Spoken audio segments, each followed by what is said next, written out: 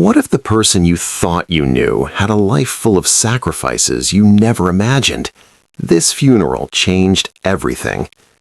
The crowd at Cypress Grove Cemetery stood solemnly around the freshly dug grave, their quiet murmurs carried away by a gentle breeze. A mix of family, friends, and acquaintances had gathered to pay their respects to Robert Henley, a man revered for his charitable work and warm presence in the community. The polished black headstone gleamed in the afternoon sun, etched with the words, "A life of service and sacrifice." Among the mourners, an elderly black woman stood out, though not by intention. Her deep green dress flowed modestly around her, and her silver hair was tucked neatly beneath a simple hat. She clutched a single red rose, her hand steady, but her eyes betrayed a weight of emotion far heavier than those around her. While others exchanged pleasantries, few acknowledged her. She remained silent, standing at the edge of the crowd, her presence both commanding and understated. It wasn't until the pastor concluded his final prayer that she stepped forward, slowly making her way to the front. The crunch of gravel beneath her heels was the only sound as the mourners parted to let her through. When she reached the grave, she paused, looking down at the polished casket.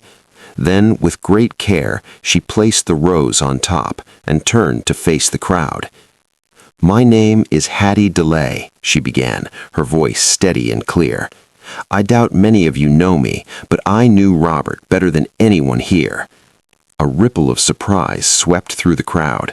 Faces turned to one another, brows furrowed, mouths whispered in curiosity. Who was this woman? How could she claim such a deep connection to the man they all thought they knew so well? Hattie's gaze swept over the sea of faces, her expression calm yet resolute. "Before today ends, you'll understand why I'm here, and you'll understand the Robert Henley most of you never knew." Her words hung in the air, thick with an unspoken promise. But what Hattie was about to share would leave everyone questioning everything they thought they knew about the man they'd come to honor. The murmurs had subsided, leaving only the rustle of leaves as Hattie drew in a deep breath. Her voice carried a calm authority, compelling everyone to listen. "I met Robert 50 years ago," she began, her gaze distant as if the memories were playing before her. "It wasn't here in this town, it was in Montgomery, Alabama, during a time when people like me weren't welcome in places like this." The crowd leaned in slightly, curiosity flickering in their eyes. Hattie continued, her voice tinged with both pride and pain. "Robert was just a young man then, full of fire and ambition. He worked as a teacher, but his heart was in the civil rights movement. That's where we crossed paths, on the steps of a church where we were organizing sit-ins. He wasn't afraid to stand beside me, even when it meant losing his job or facing threats." Gasps rippled through the group. The Robert they had known was generous and kind, but none had ever heard of his involvement in such struggles. Hattie let the weight of her words settle before pressing on. "We weren't just comrades in the fight for justice. We were friends. No, more than friends. We became each other's family when the world seemed to mean to tear us apart. He was there for me when I lost my sister to the violence of those times, and I was there for him when he had to rebuild his life after being ostracized by his own." Hattie's hand trembled slightly as she adjusted her hat, her gaze fixed on the casket. "We shared meals, stories, tears. He called me his sister in every way that mattered, even when it wasn't safe for him to say it out loud."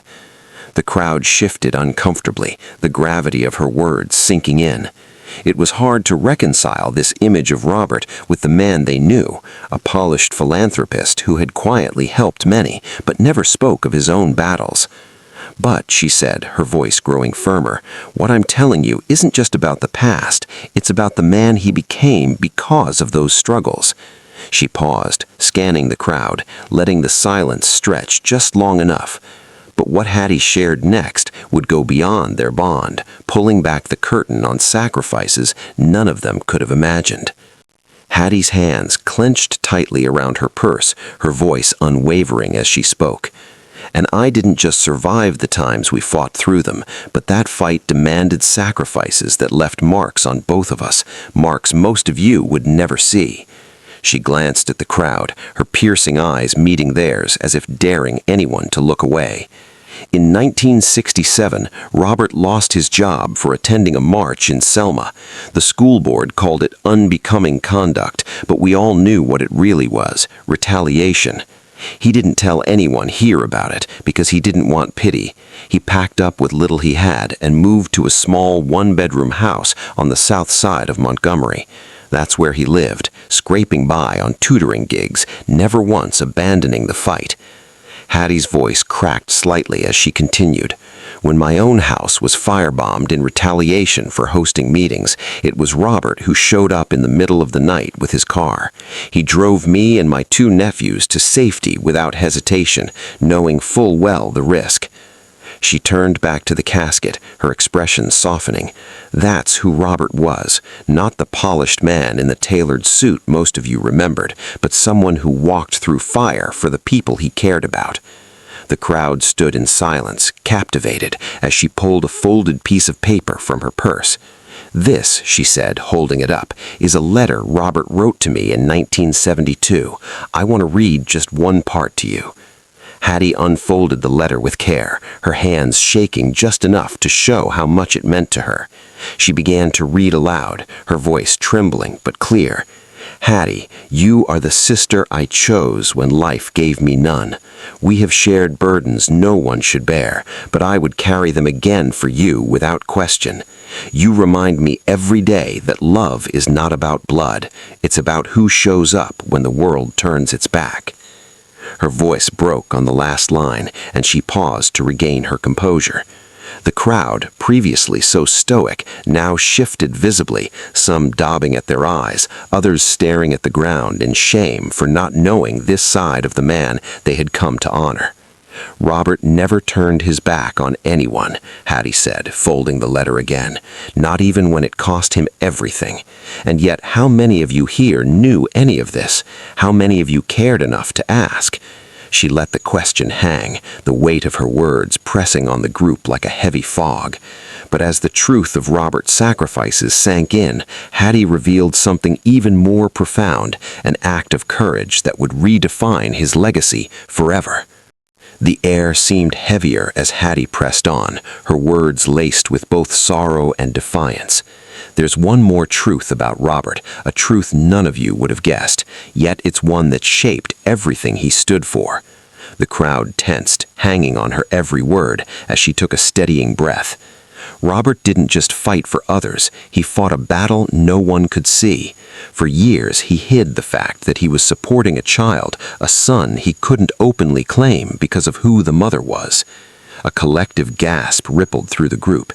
Hattie's eyes swept the stunned faces, but she pressed forward without hesitation. His son, Samuel, was born to a woman Robert couldn't marry because of the time and place they lived in.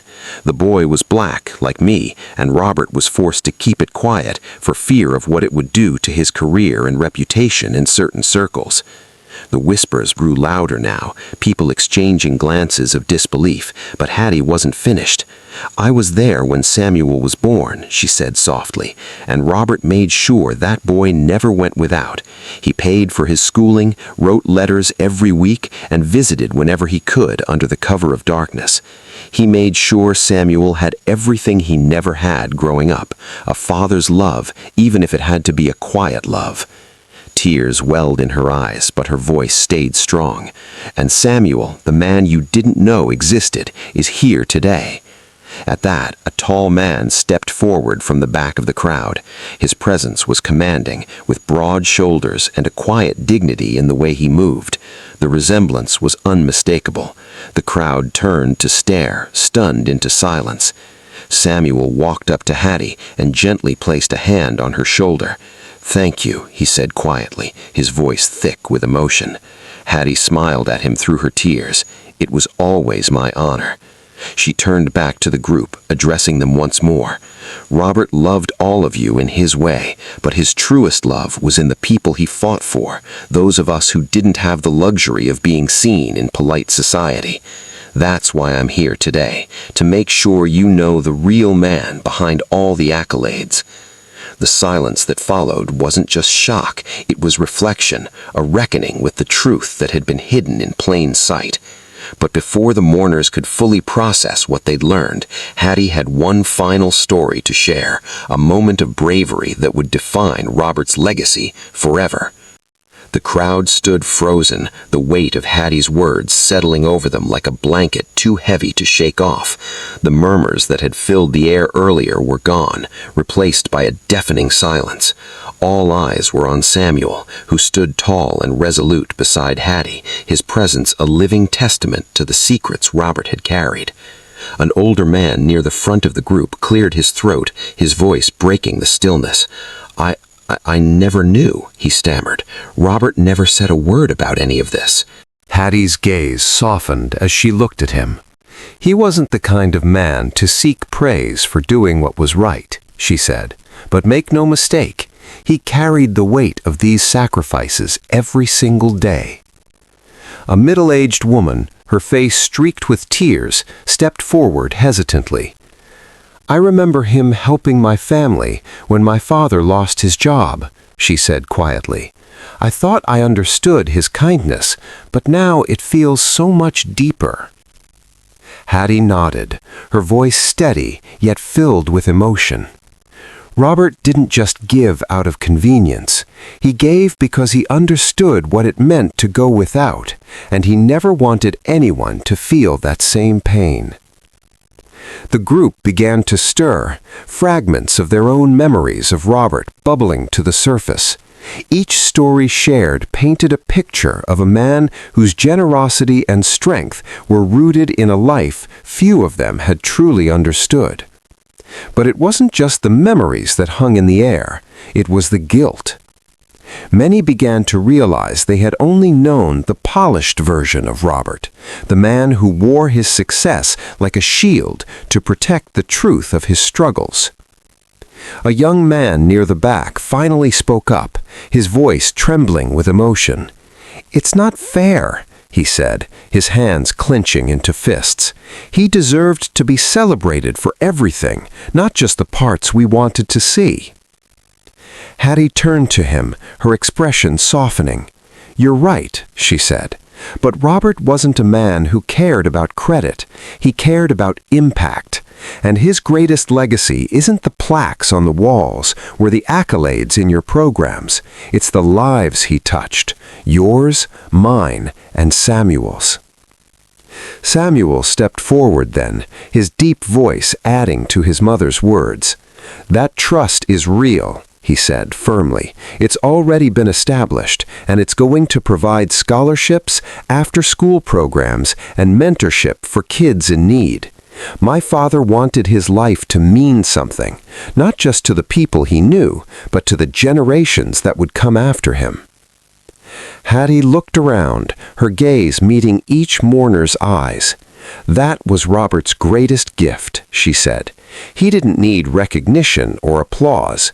He just needed to know he had done his part to make the world a little better." A long silence followed, the weight of her words settling into the hearts of everyone present. Some nodded quietly, others wiped away tears, and a few simply stood still, lost in thought. Hattie placed her hand on the polished headstone, her voice growing softer but no less resolute. "So now I leave you with this. How will you be remembered? Not for the things you had or the titles you earned, but for the lives you touched and the love you gave." She turned back to the crowd, her expression kind but firm. If Robert taught us anything, it's that true legacy isn't written in stone. It's written in the hearts of the people you lift up. The crowd seemed to exhale collectively, the emotional weight giving way to quiet reflection. Hattie gave a final nod to Samuel before stepping back, letting the moment settle. As the mourners began to disperse, many approached Hattie and Samuel, offering words of gratitude and promises to honor Robert's legacy. The cemetery, once a place of somber finality, had become a space of renewed purpose. If this story moved you, let it remind you that kindness and sacrifice often go unseen but never go unnoticed. Remember Robert's lesson: live a life that leaves a lasting impact on others. And don't forget to like, share, and subscribe to help us continue sharing stories like this one.